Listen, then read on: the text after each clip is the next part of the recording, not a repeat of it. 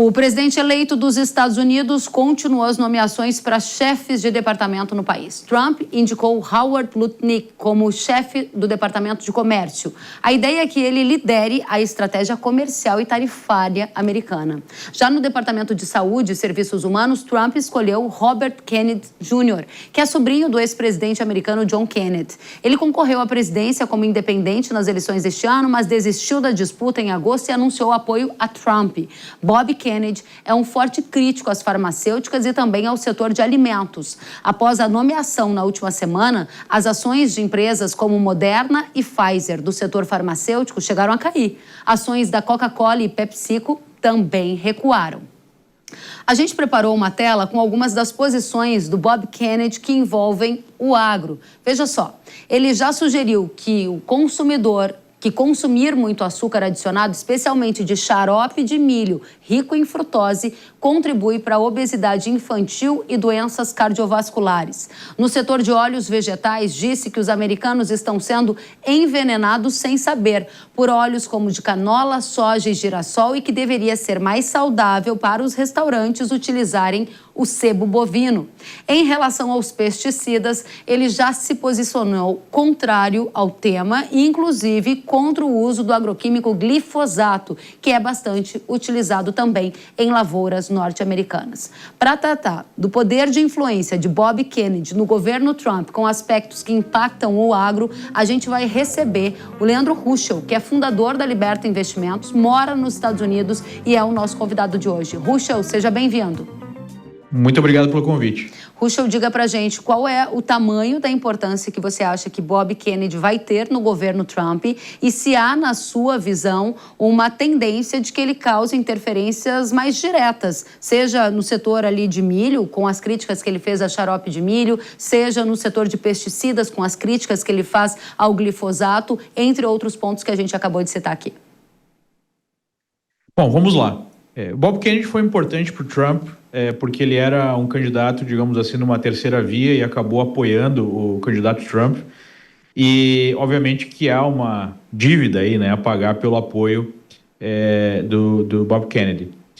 Mas eu vejo que há uma limitação, né, na capacidade do Bob Kennedy em mudar toda uma estrutura aqui nos Estados Unidos.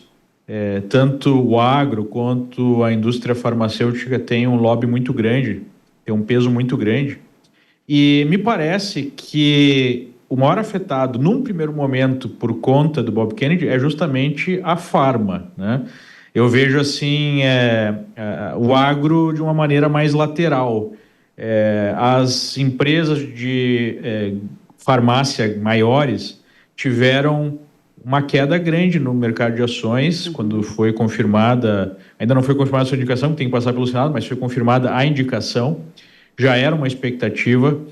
Então, eu acho que vai ser aí um choque entre essa postura do Bob Kennedy, que foi referendada pelo Trump algumas vezes, mas nós não podemos esquecer que o próprio Trump tem uma postura muito de desregulamentação e pro-business, né? Então, existem esses dois aspectos que devem ser levados em consideração quando a gente fala de impacto, especialmente para o agro. Como eu disse, eu acho que na farma o risco e o impacto será maior. No agro, eu acho que não será tão grande. Importante que você traz o fato, ou seja, a queda das ações dessas farmacêuticas depois da indicação do Trump para Bob Kennedy fazer parte do governo, e você diz que o agro fica nesse papel mais secundário, quando eu te perguntava sobre xarope de milho ou sobre, por exemplo, óleos vegetais. Agora, olhando para a parte mais industrial, glifosato está no alvo do Bob Kennedy, sempre esteve pesticidas. Aí sim, você acha que Trump pode virar as costas para essa ideia mais pró-mercado, menos regulações e atender a alguma indicação que Bob Kennedy veio a fazer? Se sim, em qual direção eles iriam?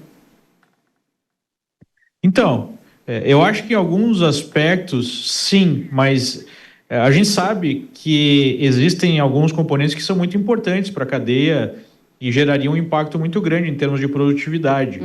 Eu acho que vai haver esse conflito sistemático e a minha perspectiva seria que o Trump desse mais peso à questão da produtividade, né, dos desdobramentos econômicos, do que efetivamente da questão de saúde.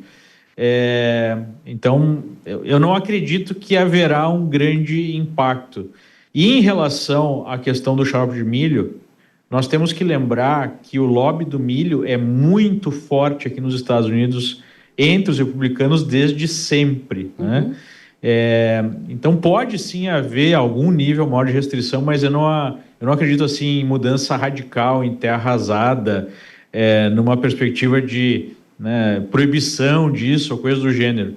Eu acho que haverá alguns avanços do ponto de vista da saúde, porque de fato há muitas sinalizações de que isso é mais negativo para a saúde dos americanos, mas eu também, né, já tive pessoalmente até conhecimento e contato com esse lobby, e é um lobby muito poderoso. Ou seja, a mensagem que você deixa para o agro do Brasil que te assiste nesse momento é que, mesmo com uma agenda do Bob Kennedy bem clara, ela não deve ser forte o suficiente para achatar o setor do agronegócio ou trazer regulamentações que os deixem mais espremidos numa era Trump. Pelo contrário, eles devem ter suporte do governo para tentar ficarem ainda mais competitivos?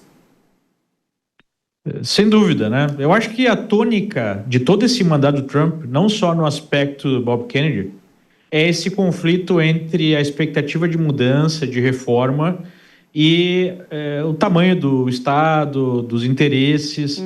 Esse vai ser um embate sistemático.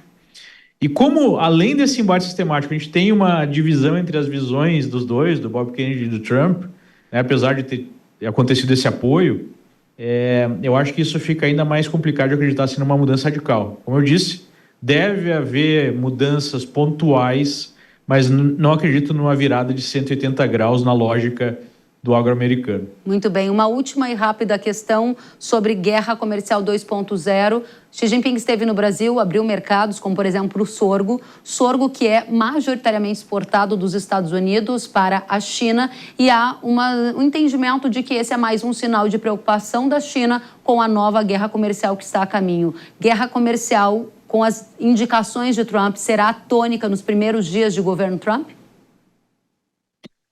Olha, eu enxergo a perspectiva de Trump como uma perspectiva de longo prazo.